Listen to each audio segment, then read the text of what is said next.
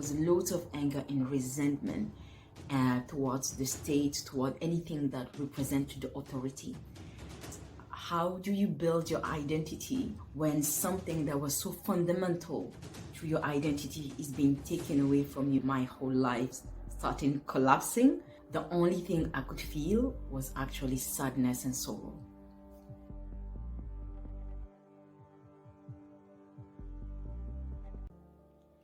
Every business has a story.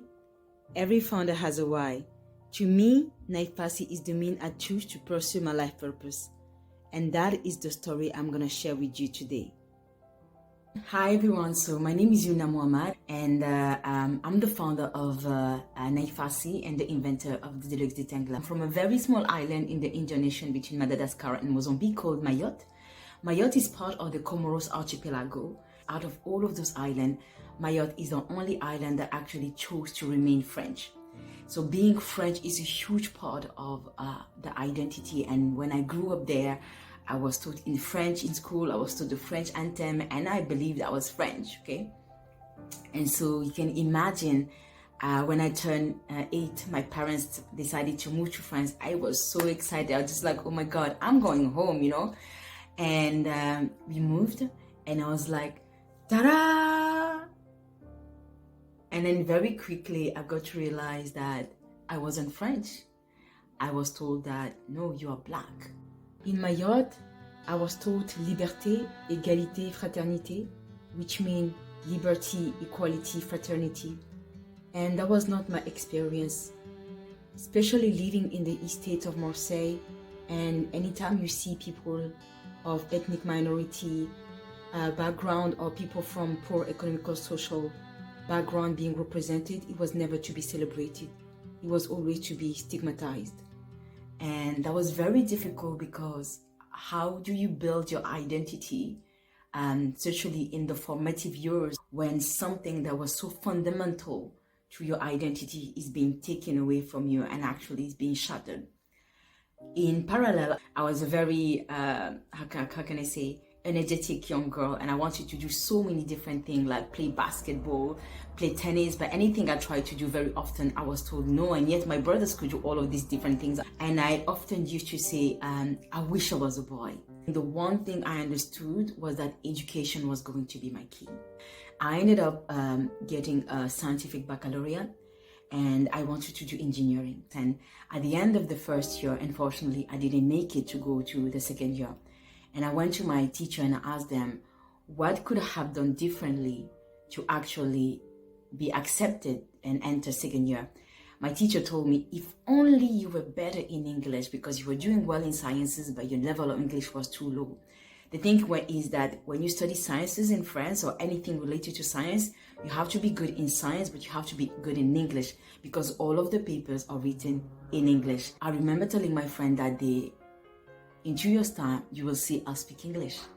And I had no plans whatsoever because my course was that foundation course was so complex, so you enter straight second year university. So I went to university to study physics and chemistry. And the first thing I did, I was just like, I have to take my revenge on Shakespeare's language.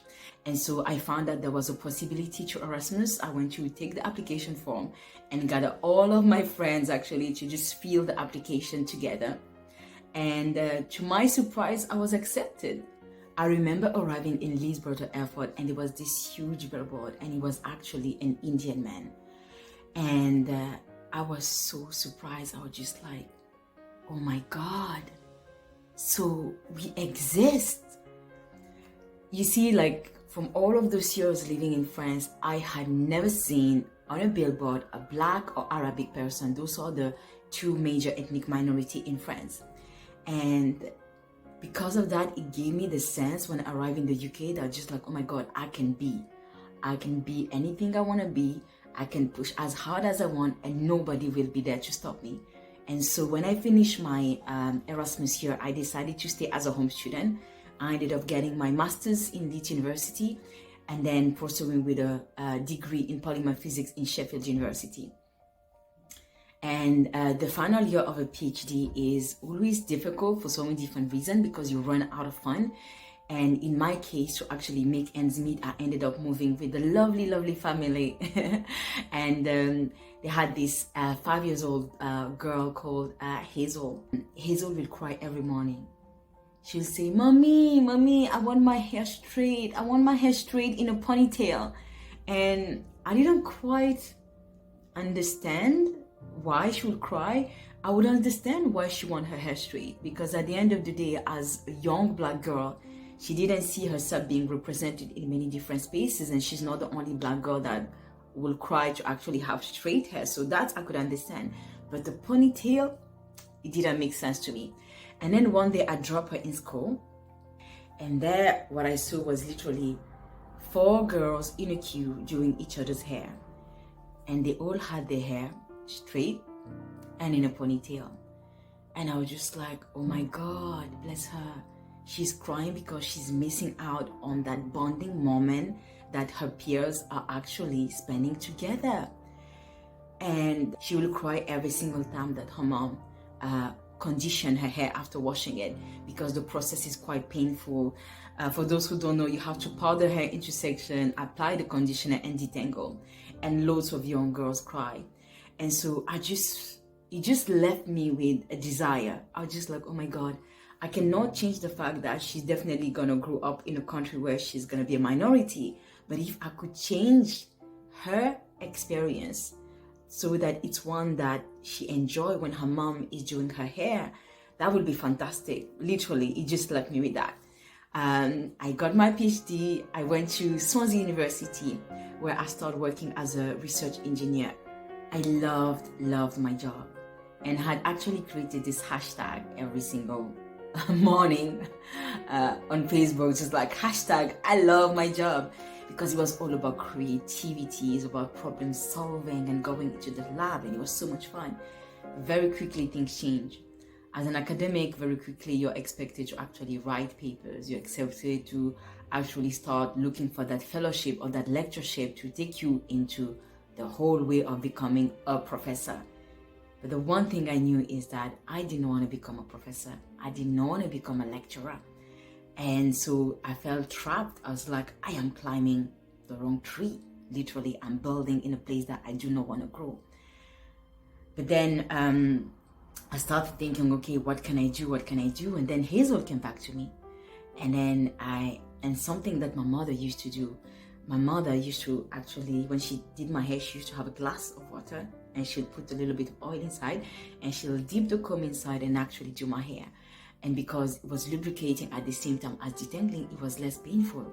And I was just like, oh my God, now that you have R&D research knowledge in printed electronics, why not create something that enables to apply conditioner or liquid to hair at the same time as you detangle? And I was like, yeah, but it stayed an idea. It stayed an idea for a very long time, because literally my whole life kind of like almost started collapsing. So whereby I had created a great group of friends where I felt very connected with lots of different people. All of my friends actually left Swansea. My sister was living with me. She also moved. So loneliness kicked in, between, from actually not having any family in the UK and not having a significant other and not even having a circle of friends in this new town that I just arrived. And so the other thing is also I started having loads of pressure to actually get married. You see where I'm from, by the age of 25, you are expected to actually get married and have babies. And sometimes it doesn't really matter who you marry, it's just the fact that you are married, and that is actually a sign of success. And it's not like I didn't want to get married, but I didn't want to do it for the wrong reason. And by then I was 33, so I had long passed my deadline, okay? So pressure was coming up. So with all of those different things kind of like going along together, I ended up falling into quite a dark space, I would say, where the only thing I could feel was actually sadness and sorrow. I was lost, I was unfulfilled, and my natural joyfulness and my natural drive had literally disappeared. And all I could do was cry. I will manage to put a strong face during the working weeks, but in the weekend, I will just be crying. And so I remember one of my great friends, when she was going through a hard time, I told her, like, you have to be actively positive. And I was just like, Youmna, take that advice and apply it. And I'll start wondering, like, what are the things that bring me joy, that makes me happy? And for me, that is actually dancing. I've always loved to dance. And so, but I also understood one thing about myself, is that I absorb emotions. And so I could not listen to any sad song. I had to make sure to listen to something that was going to lift my spirit. So I decided to dance on salsa, because I don't understand a single word of Spanish. And all I could understand was that high beat, and I'll get lost dancing away and everything. And that's what I did. I danced, and I danced everywhere. I danced at the bus stop. I danced in the lab sometimes. I danced by the beach. And I got to a point where, like, I'll be dancing so much that I started feeling better. I wasn't feeling so sad. But at the same time, I was physically so tired, because that's all I was doing, that I had no energy to actually change anything and actually take any action to actually move my life forward in the direction I needed to do.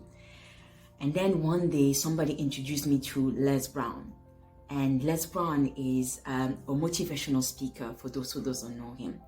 And he said this thing that really resonated with me. He said, you got greatness within you.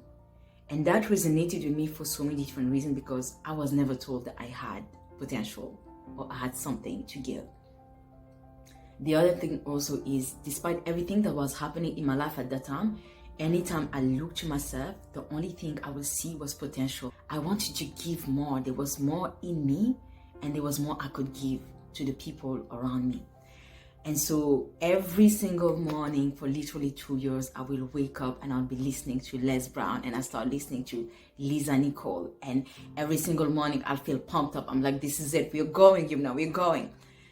But then very quickly I start seeing that actually my mindset is not changing. And because my mindset is not changing, my habits, and hence the result I'm getting in my life, is not changing. I just like, no, I need to do something that will really change me in the core. I start doing affirmation. I will, in the morning and in the evening, I look myself in the mirror and say all of those things that I want you to feel and believe about myself. Youmna, you are intelligent. Youmna, you are lovable. Youmna, you are beautiful. But very quickly, I realized that I didn't believe any of it. And that affirmations for me at that stage were very much like you putting a band-aid on an unhealed wound. And I was like, I need to go deeper. And I started actually seeing a counselor. That was not the first time that I saw a counselor, but I went back. And so in that phase, although it was great for me to actually learn to speak and put words about what I was feeling, I very much feel extremely disempowered, because it was a space where I was being told, oh, Youmna, but you know, you are like this because this happened in your childhood. And I was like, but how can I change me if I cannot change the past? And so because of that, I felt like, okay, this is not working out for me, because it's just kind of like telling me, just try to manage what it is rather than actually finding the power or the mindset to actually change things. And so, because none of it was working, I kept on doing the one thing. I kept on dancing. And I started to actually deciding to challenge myself, do things that I wanted to do, but I was scared of doing. And one of those things was actually teach a dance class. In the process of doing that, I was invited to actually do a flash mob. I didn't ask when, where, I just like, yeah, sure. I found myself actually dancing in the World Synod for International Women's Day. And then I realized like it was a big event. They were like amazing, high achieving women, like ministers, business owners and stuff like that, entrepreneurs. And I just like, you know what? I'm going to take the day off, sit down and actually learn from this woman. And the last speaker is this woman called Joy Oge-Hetfield. And she's a life coach. And I was like, oh my God, this is what I need. This is what I need. And when I found out the price, I was just like, okay, cool. I don't have that money. I just can't do this because I don't have the money. And so I just left it like that. And I remember it was 2018 New Year's Eve. I was just sitting, reflecting about everything I had been through that year and things that I had overcome, but also what I wanted for myself the following year, and this business idea that was still in my head. And then I got so mad at myself, and I was just like, Youmna, you cannot afford to not invest in yourself, literally. And what I realized is that, and I think lots of women do that, I had actually paid for my brother to see a coach, but I wasn't ready to do it for myself. I was like, that's it. I remember emailing Joy and just telling her, Joy, I am taking this jump. I am doing this. And it was the best decision I've ever taken. The best decision I've ever taken. The process has been so organic. It was a process where I will enter and she'll just ask me, how are you? From there, we'll unravel so many different things that really enable to raise my self-awareness and become aware of what we call limiting self-beliefs. So there are beliefs that are not true, but actually because we believe them, we act according to them, and they limit us in so many different ways. And actually in that process, the one thing that it really enabled me to do is actually to really discover who I was, who I am, because we change every single day. Yeah, we went into my past and understand why I felt the way I felt, or I thought the way I felt, but this time I was held accountable. I had a choice to make. Either I had to choose to heal, either I had to choose to take action and actually change that one thing, or if something I could not change, I had to choose to reframe my mind and see that thing differently so that it will not be holding me back. And so the first thing I discovered into that process is actually what I call today the trauma of racism. You see, growing up in France, in a country where you don't feel represented, it has consequences. And for me, what it did is there was lots of anger. There was lots of anger and resentment towards the state, toward anything that represented the authority. And so what I had done up till then is my anger, I channeled into my education. I was going like, you know what? I'm going to prove to you that a Black Muslim woman raised in the east state of Marseille from the poorest department of whole France can do it. And yes, I made it, but that it was not sustainable because I was being driven by the desire of proving to others and anger rather than being driven by a purpose. And what happened with that is that I got to a point I couldn't push anymore because it's almost like I needed to find ways to feed that energy or like that struggle or to actually keep on pushing.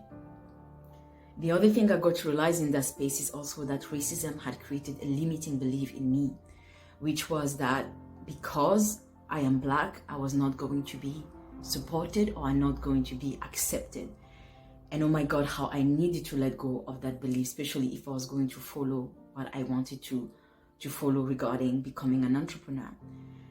And so that space really enabled me to pinpoint and send lots of different stuff and enable me to heal.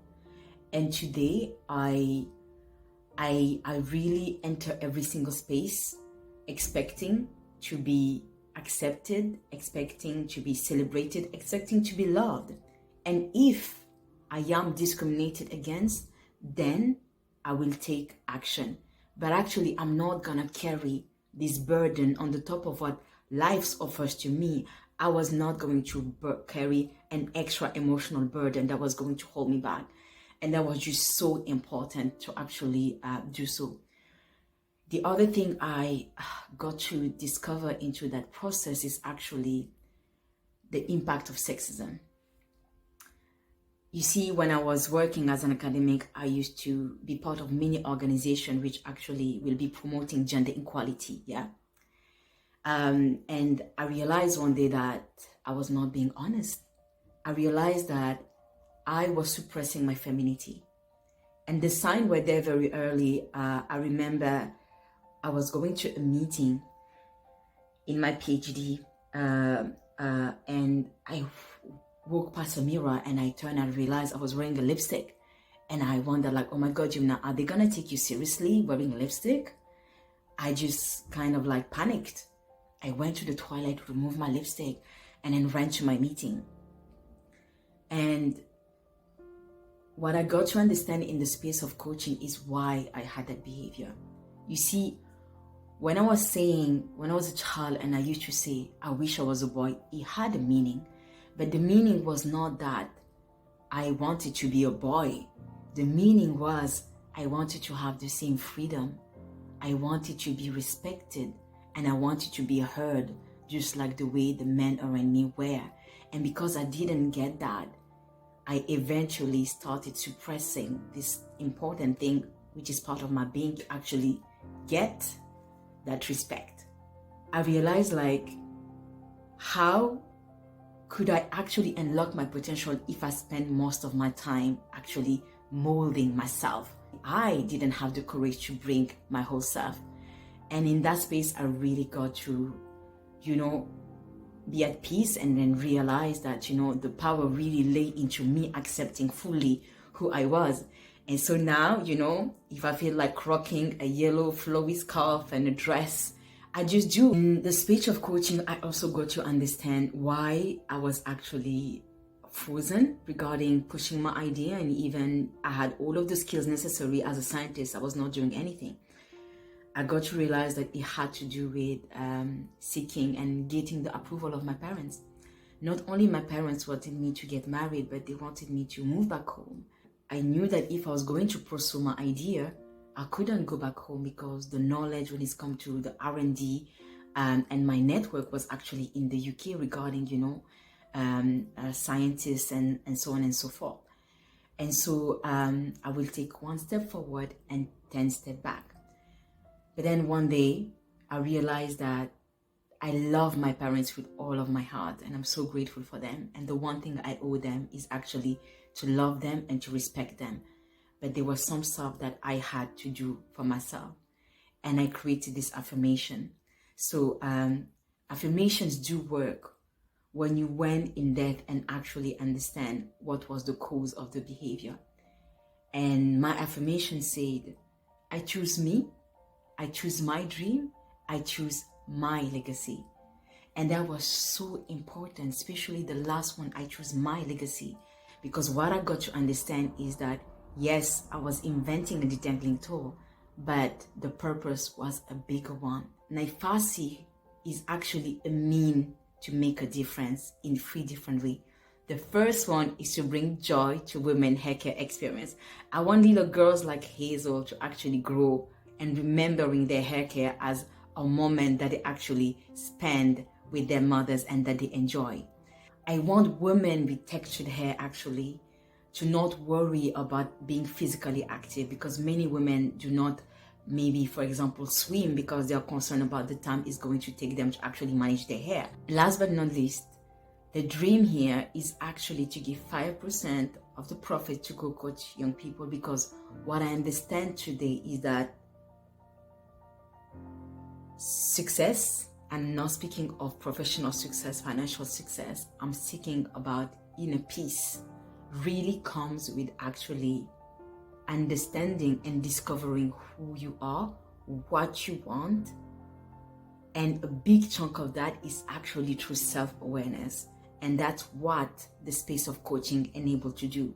Once a person understands what they want, it doesn't mean that life's going to go easy on them. But because they understand what they want, they're going to be able to sustain the different challenges that are going to come in their way for them to achieve that one thing that is so important to them. So really, that is the vision of Nyfasi. And so when I had that clarity, nothing will get out of my way. If it meant that I had to wake up at 4 a.m. and get things done, I would.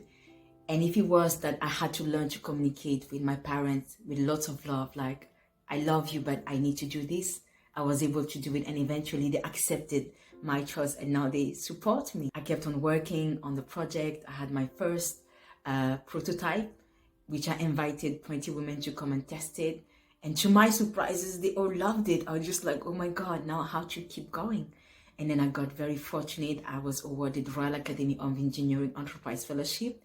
And so at last, I got to a point where I got a final product. So where am I today?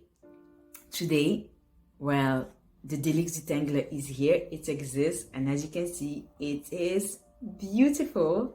The principle is very simple. You open it, you put in your product, and as it detangles, it's enabled to apply the conditioner to the hair. And I was so excited when I tested it with 50 women, and some of the reviewers, some of the moms saying, my daughter no longer cry. And another lady said, like, her daughter said, wow, mommy, this is amazing. I don't feel any pain. And that's just fantastic. And where I am right now, I am running a pre-order campaign, which is very much like a Kickstarter. If you believe in what I'm trying to achieve, please go ahead and actually pre-order. And if you believe that there is something in this that could be of value to anyone that you know, please do share this video too. So thank you so much for taking the time to listen to me, and let's see where the adventure takes us from here. Bye-bye.